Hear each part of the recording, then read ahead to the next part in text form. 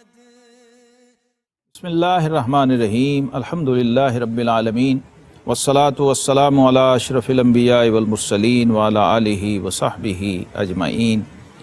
گرامی قدر ناظرین، شمائل رسول صلی اللہ تعالی علیہ وسلم کے حوالے سے آج ہم ایک معطر معمبر صفت مبارکہ رسول اللہ صلی اللہ تعالی علیہ وسلم کے وجود اقدس و اطہر کی، آپ کے جسم اقدس کا یہ فطری اور طبعی معجزہ تھا کہ خالق کائنات نے آپ کو معطر اور معمبر پیدا فرمایا۔ یعنی پسینہ جو ہے عام طور پہ ایک پلیوشن کی اور کثافت کی علامت سمجھا جاتا ہے، اور لوگ اس کے لیے پتہ نہیں کیا کیا خوشبوئیں اور چیزیں استعمال کرتے، لیکن ذات پاک مصطفیٰ صلی اللہ تعالی علیہ وسلم کے جسم اقدس و اطہر کو رب کریم نے اتنا معطر و معمبر بنایا کہ آپ کے پسینہ مبارک بطور خوشبو اور عطر کے استعمال ہوتا تھا۔ تو اہل نظر کہتے ہیں کہ باغ جنت میں بھی ایسی خوشبو نہیں، باغ جنت میں بھی ایسی خوشبو نہیں جیسی خوشبو نبی کے پسینے میں ہے، اور عنبر زمیں عبیر ہوا مشک تر غبار، عنبر زمیں عبیر ہوا مشک تر غبار، ادنا سی یہ شناخت تیری راہ گزر کی ہے۔ خود معطر ہونا یہ بھی کوئی کم وصف نہیں، بہت بڑا وصف اور بہت بڑا کمال ہے۔ فطری طبی طور پہ جسم کا معطر ہونا، معمبر ہونا، خوشبودار ہونا، لیکن یہاں جو آپ صلی اللہ علیہ وسلم کے وجود اقدس کی خوشبو ہے وہ متعدی ہے، یعنی جو اس سے جڑ جائے، وابستہ ہو جائے، اس کو بھی خوشبودار کر دیتا، اس کو بھی معطر کر دیتا۔ تو لوگ آقا کریم علیہ السلام کو مس کیا کرتے، دست مبارک سے مصافحہ کرتے، اور اس میں ایک نیت یہ بھی ہوتی کہ خوشبو وجود مصطفیٰ صلی اللہ تعالی علیہ وسلم میرے ہاتھ میں بھی آ جائے۔ وہ جیسے عارف کڑی فرماتے ہیں نا کہ درد منداں دے سخن محمد دین گواہی حالوں، جس پلے پھول بدے ہوون آوے باس رومالوں۔ جس وجود میں گلاب کی تاثیر ہوگی تو اس سے خوشبو آئے گی۔ اب خوشبو گلاب جو ہے، آپ دیکھیں کپڑے میں، رومال میں بھی تھوڑی دیر رہے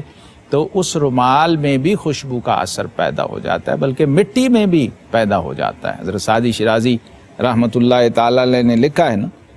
کہ گلے خوشبو در حمام روز رسید از دست محبوب بدستم۔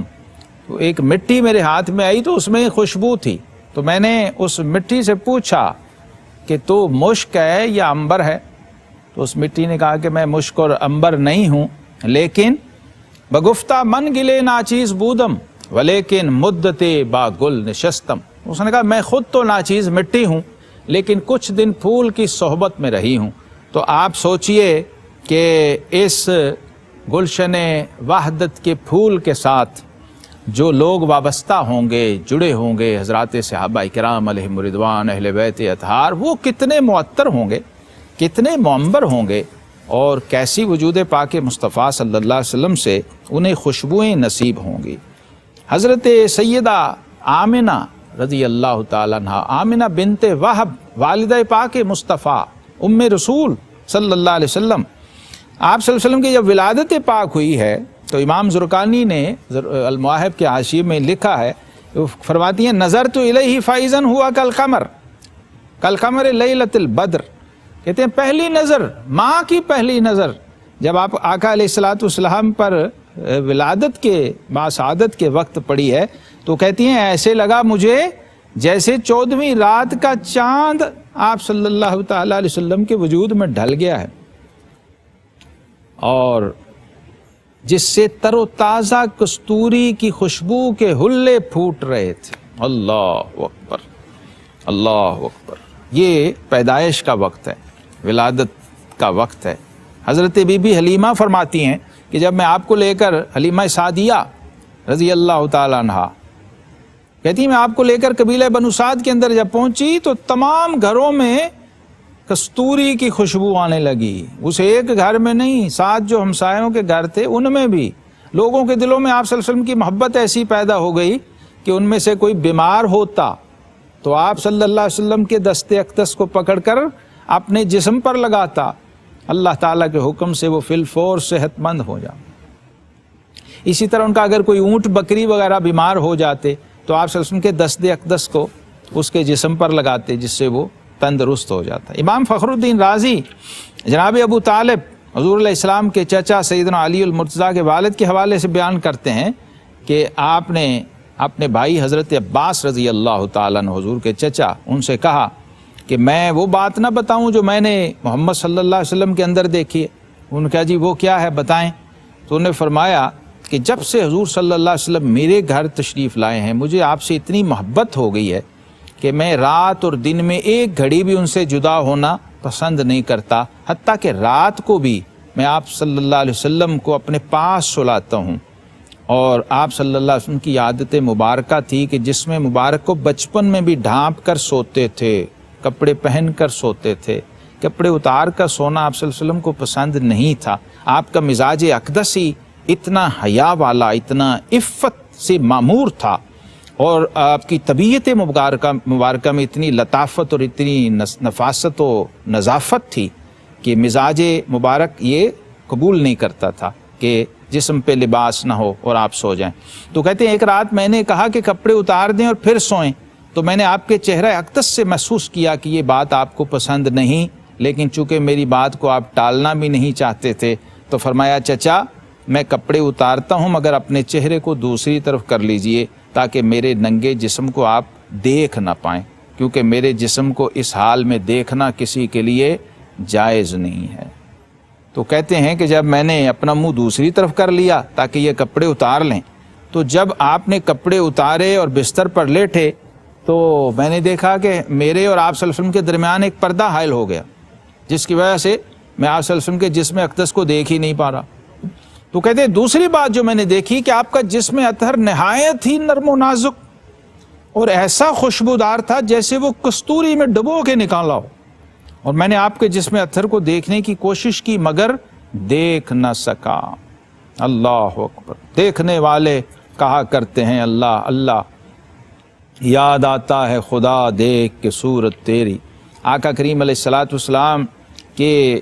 جسم معطر و منبر کی خوشبو کا یہ عالم تھا کہ جناب انس رضی اللہ عنہ کہتے ہیں جب آپ صلی اللہ علیہ وسلم مدینہ طیبہ کے کسی رستے سے گزر جاتے تو لوگ اس راہ میں ایسی پیاری مہک پاتے کہ پکار اٹھتے کہ ادھر سے ہمارے آقا علیہ السلام گزرے ہیں، ادھر سے اللہ کے رسول صلی اللہ علیہ وسلم گزرے ہیں۔ امام بخاری حضرت جابر بن عبداللہ سے رضی اللہ تعالیٰ عنہ کی روایت لائے ہیں کہ آپ صلی اللہ علیہ وسلم جس راستے سے گزر جاتے بعد میں آنے والا شخص خوشبو سے پہچان لیتا کہ ادھر سے اللہ کے محبوب علیہ الصلوۃ والسلام کا گزر ہوا ہے۔ عنبر زمیں عبیر ہوا مشک تر غبار، ادنا سی یہ شناخت تیری راہ گزر کی ہے۔ اور آپ صلی اللہ علیہ وسلم کے جسم اطہر پر آنے والے معطر و معمبر اور منور پسینہ مبارکہ کو بھی حضرات صحابہ کرام بطور خوشبو استعمال کیا کرتے تھے۔ حالانکہ آپ صلی اللہ علیہ وسلم خوشبو نہ بھی استعمال کریں تو بھی آپ صلی اللہ علیہ وسلم سے خوشبو آتی تھی، لیکن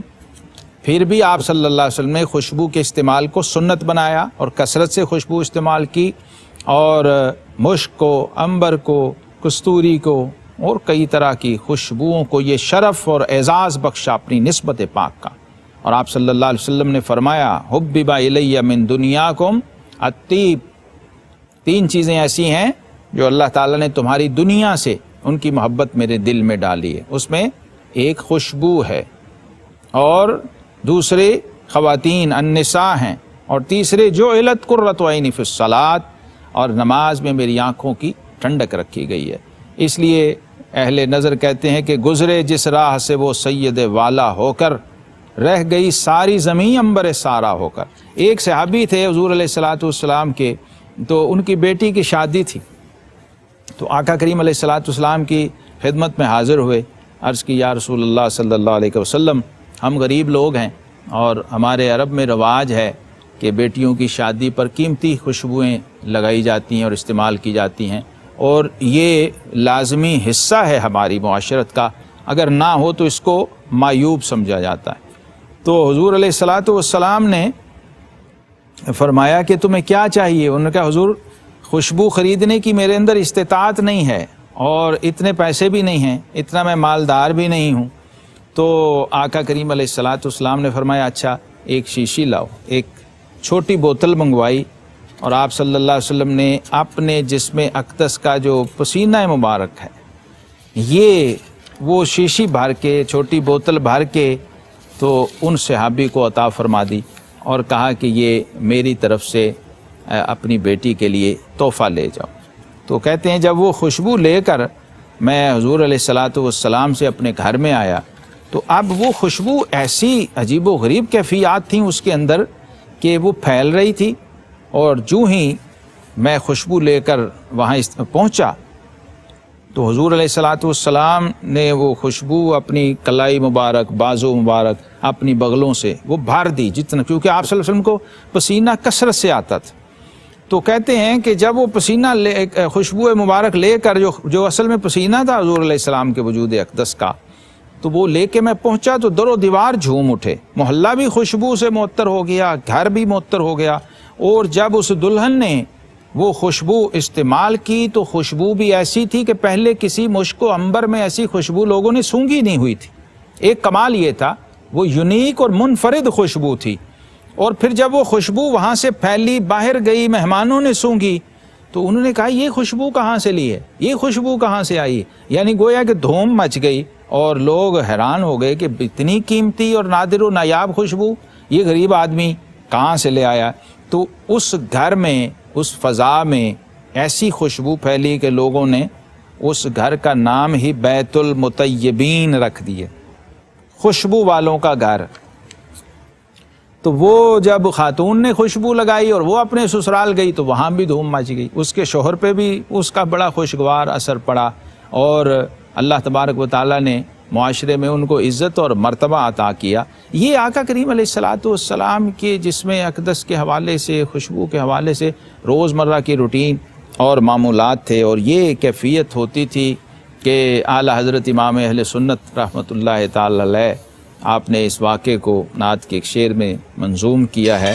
کہ ملنے کو جو مل جائے میرے گل کا پسینہ،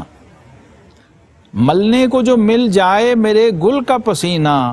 مانگے نہ کبھی عطر نہ پھر چاہے دلہن پھول۔ ایسا آقا کریم علیہ الصلاۃ والسلام کے وجود معطر کی خوشبو کا فیض تھا۔ کس کس پہلو سے آپ صلی اللہ تعالیٰ علیہ وسلم نے اپنی رحمت سے، اپنے فضل سے،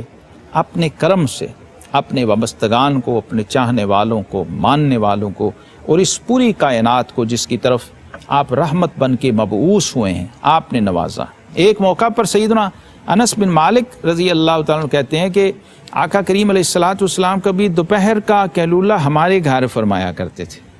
تو آپ کی والدہ حضرت سیدہ ام سلیم رضی اللہ تعالیٰ عنہ وہ آقا کریم علیہ الصلاۃ والسلام کی خادمہ تھیں، اور حضرت انس بن مالک رضی اللہ عنہ کی والدہ ہونے کی وجہ سے بھی ان کا بہت اکرام آقا علیہ السلام فرمایا کرتے اور بڑی شفقت فرمایا کرتے تھے ان پر۔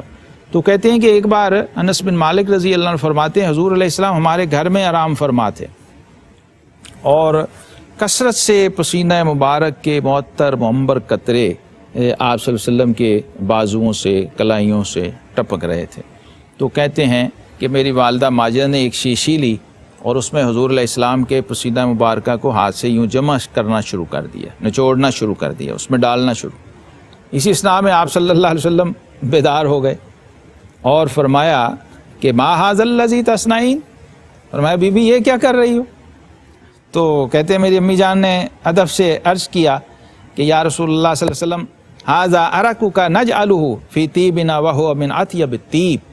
کہا یا رسول اللہ یہ آپ کا پسینہ مبارک ہے جسے ہم اپنی خوشبوؤں میں ملا دیتے ہیں اور مکس کر دیتے ہیں، اور پھر وہ خوشبو باقی تمام خوشبوؤں سے بڑھ کے خوشبودار ہو جاتی ہے۔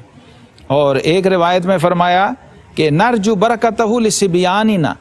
کہ یا رسول اللہ صلی اللہ علیہ وسلم ہم آپ کے پسینہ اقدس کو اپنے بچوں کے لیے بھی بطور تبرک استعمال کیا کرتے ہیں۔ تو آپ صلی اللہ علیہ وسلم نے فرمایا اصبتی، فرمایا بی بی تم نے بالکل ٹھیک کیا اور صحیح کیا۔ آپ صلی اللہ تعالیٰ علیہ وسلم تو پانی میں اپنا لعاب مبارک ڈال دیتے تھے تو وہ شیریں ہو جاتا تھا اور وہ آب شفا میں تبدیل ہو جاتا تھا۔ آپ صلی اللہ علیہ وسلم اپنی انگشت مبارکہ دست مبارک ڈالتے وہ باعث برکت ہوتا، تو آپ سوچئے کہ وجود اقدس و اطہر کے پسینہ مبارکہ کی تو پھر کیا ہی بات ہے۔ سبحان اللہ۔ اللہ رب العالمین نے آقا کریم علیہ السلام کے ظاہری جسامت کو، قد و قامت کو، وجود اقدس سے وابستہ ہر چیز کو جیتا جاگتا زندہ معجزہ بنایا ہے۔ یہ کتنی بڑی دعوت فکر تھی ان لوگوں کے لیے بھی جنہوں نے آپ صلی اللہ علیہ وسلم کا زمانہ پایا، اور ان لوگوں کے لیے بھی جنہوں نے آپ صلی اللہ علیہ وسلم کے بعد کا زمانہ پایا، صدیاں پائیں، سال پائے، مہینے پائے، دن اور لمحے پائے، اور آپ صلی اللہ علیہ وسلم کی سیرت سے انہیں ذرا سی بھی آشنائی حاصل ہے۔ تو میں سمجھتا ہوں کہ یہ اتنی بڑی دعوت ہے آپ صلی اللہ تعالیٰ علیہ وسلم کے عظمت پر، آپ کی شان رسالت پر، آپ کے ختم نبوت پر، آپ کی کاملیت و جامعیت اور بے مثلیت پر، کہ اس کے سوا کسی اور دلیل کی ضرورت نہیں ہے۔ اس لیے رب کریم نے آپ صلی اللہ علیہ وسلم کے وجود کو ہی اپنے وجود کی دلیل اور برہان قرار دیا ہے۔ رب کریم ہمیں بھی وجود معطر مصطفیٰ صلی اللہ تعالیٰ علیہ وسلم کی خوشبوؤں سے اپنے آپ کو معطر اور معمر کرنے کی توفیق عطا فرمائے۔ وآخر دعوانا ان الحمد للہ رب العالمین۔